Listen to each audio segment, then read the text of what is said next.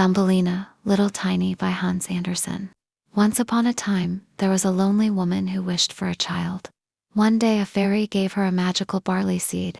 When she planted it, a beautiful flower grew.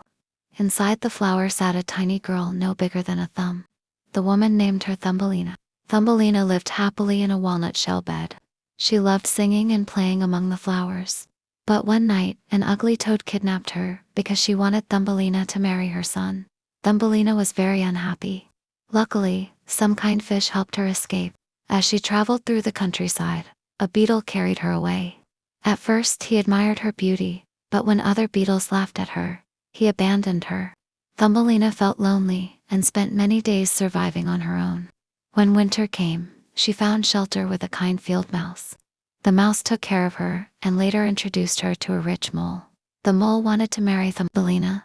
Everyone thought it was a wonderful idea, but Thumbelina did not want to live underground away from the sunshine and flowers. One day, Thumbelina discovered a swallow lying weak and frozen. She secretly cared for the bird all winter, bringing it food and keeping it warm. Thanks to her kindness, the swallow recovered and became strong again. When the time came for her marriage to the mole, the swallow returned and offered to take her away. Thumbelina happily climbed onto the bird's back. Together they flew over forests, mountains, and seas to a beautiful warm country filled with colorful flowers. There, Thumbelina met a tiny flower prince who was her own size. He was kind, gentle, and admired her courage.